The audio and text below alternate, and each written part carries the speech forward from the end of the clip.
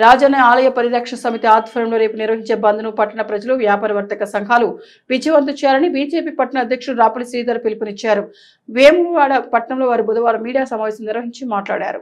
అభివృద్ధికి మేము అడ్డుపడట్లేదని, అభివృద్ధి జరగాల్సిందని, కానీ అభివృద్ధి చేసే క్రమంలో ప్రసిద్ధ ఆలయాలు అయోధ్య, తిరుపతి, యాదగిరిగుట్ట ఆలయాలను సైతం మూసివేయలేదని, భక్తులకు దర్శనాలు, స్వామివారికి కైంకర్యాలు నిర్వహించారు. కానీ వేములవాడ రాజన్న ఆలయాన్ని మూసివేస్తానడం శోచనీయమన్నారు.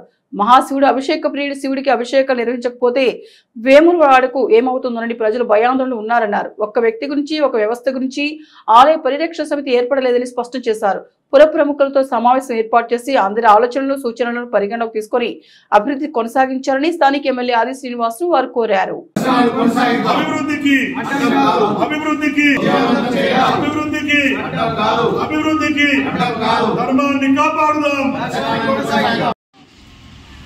తెలంగాణలోనే అతిపెద్ద శైవక్షేత్రం, దక్షిణ కాశీగా పేరు పొందిన వేములవాడ శ్రీ రాజరాజేశ్వర స్వామి దేవాలయాన్ని జూన్ 15న అభివృద్ధి పేరిట దర్శనాలు బంద్ చేస్తామని చెప్పి ప్రకటించడం జరిగింది.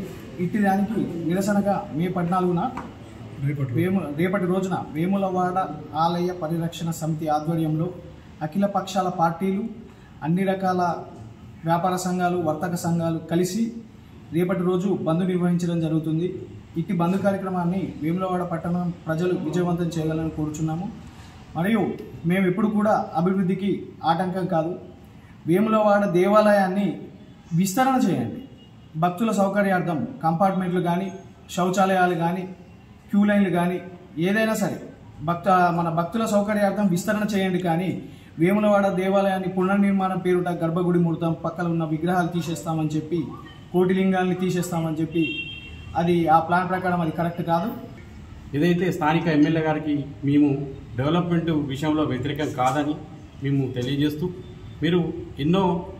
మీరు కోడ మొక్కలకు సంబంధించి ఎన్నో డెవలప్మెంట్ చేస్తాను. గతంలో యాదగిరిగుట్ట గోశాలకు సంబంధించినగా దర్శించడం జరిగింది. అదే దాన్ని డెవలప్మెంట్ చేయండి. తర్వాత సెకండ్ పాయింట్ వచ్చేస్తే భక్తులకు సంబంధించి వాటర్ ఫెసిలిటీ కూడా లేదు. ఒక్కొక్క దర్శనానికి పోతే 7-8 అవర్స్ అవుతుంది. కనీసం టాయిలెట్స్ కూడా లేవు అందులో. మీరు దానిపైన అభివృద్ధి చేయండి, రూమ్లపైన అభివృద్ధి చేయండి. కానీ టెంపుల్ తీసేస్తా అని ఇది మీరు కరెక్ట్ కాదని మేము తెలియజేస్తున్నాము. ఏదైతే ఇంకొక విషయం ఏంటంటే, ఆలయ ట్రస్టుకు సంబంధించి మీ గవర్నమెంట్ వచ్చి దాదాపు 1.5 సంవత్సరంన్నరకు పడుతుంది. ఇంతవరకు కూడా ఒక ట్రస్ట్ బోర్డుకు సంబంధించిన మీరు వేయడం లేదు. కమిటీ కూడా మీరు ఎందుకు వేస్తారని మేము ప్రశ్నిస్తున్నాం ఈరోజు స్థానిక ఎమ్మెల్యే గారిని. గతంలో మీరు కూడా ఒక స్థానిక దీనికి టెంపుల్ చైర్మన్గా మీరు చేయడం జరిగింది. మరి అప్పుడు మీ సలహాల మేరకు, ఎమ్మెల్యే సలహాల మేరకు డెవలప్మెంట్ చేయడం జరిగింది డెవలప్మెంట్ దేవస్థానంలో. ఈ విధంగా మీరు కూడా ఒక కమిటీ వేసి వాళ్ళ ఆలోచనలు తీసుకొని, డైరెక్టర్ల ఆలోచనలు తీసుకొని మీరు డెవలప్మెంట్ చేయవలసిందిగా మనవి చేస్తున్నాం. వేములవాడ పట్టణ ప్రజలందరికీ కూడా విజ్ఞప్తి, ఏదైతే వేములవాడ రాజన్న ఆలయ రక్షణ సమితి అని నిన్నటి రోజున ప్రారంభం చేసుకొని కార్యాచరణ రూపొందించుకొని రేపటి రోజున బంద్ ప్రకటించడం జరిగింది. వేములవాడ పట్టణ ప్రజలందరూ కూడా ఈ బంద్లో స్వచ్ఛందంగా పాల్గొంటారని మేమందరం కూడా మీ అందరిని వేడుకోవడం జరుగుతుంది. మరి మీ అందరికీ తెలుసు, మన వేములవాడ ఆలయం అభివృద్ధి కావాల్సిందే. అభివృద్ధి ఎక్కడ కూడా ఆగాల్సిందని మేము పోరాటం చేయడం లేదు. అభివృద్ధికి మేము వ్యతిరేకం కాదు. అభివృద్ధి చేసే క్రమంలో ఎక్కడ కూడా చూసుకున్నా కూడా మరి ఉజ్జయిని కావచ్చు, కాశీ కావచ్చు, అలాగే మొన్న అంత పెద్ద ప్రపంచ స్థాయిలో నిర్మించిన రాములవారి అయోధ్య ఆలయం కావచ్చు, కూడా 1971లో జరిగిన తిరుపతి దేవస్థానం డెవలప్మెంట్లో కావచ్చు, కూడా ఒక క్షణం కూడా ఇక్కడ కంకర్యాలు ఆగలేవు. అలాగే దర్శనాలు కూడా ప్రజలకు నిలిపివేయలేదు. అందులో మనకు శివుడు అభిషేక ప్రియుడు. అభిషేకం లేకపోతే మరి వేములవాడకు ఏమైంది అనే భయాందోళనలో ప్రజలు ఉన్నారని చెప్పి మా దాకా అందరూ చెప్తున్నారనే వ్యవహారంలోనే మొన్నటి రోజున మనం పద్మశాలి సంఘంలో ఏర్పాటు చేసుకున్న సమావేశానికి దాదాపు 300 పైచీలకు కుల సంఘం అధ్యక్షులు కావచ్చు, వ్యాపార వర్తక సంఘాలు కావచ్చు, న్యాయవాదులు కావచ్చు, పుర ప్రముఖులు అందరూ కూడా పాల్గొని పెద్ద ఎత్తున వాళ్ళు సంఘీభావం తెలియజేసిన తదుపరే మేము ఈ కార్యాచరణ ముందటేసుకున్నాం. దయచేసి ఏ వ్యక్తి గురించో, ఏ వ్యవస్థ కాపాడుతానికో కాదు. మేము ఎవరు ఇక్కడ మాకు ఈ రాజన్న రక్షణ సమితికి అధ్యక్షుడున్న, ప్రధాన కార్యదర్శుడున్న, కమిటీలో ఎవరు ఉన్నప్పటికీ లేనప్పటికీ హిందూ సంఘాల అందరి ఆధ్వర్యంలో పెద్ద ఎత్తున ఈ నిరసనలు, మేము కేవలం దర్శనాలు జరపాలనేదే మా నిరసన. మిగతా ఎలాంటి అభివృద్ధికి వ్యతిరేకం కాదు. ప్రజలందరికీ తెలుసు.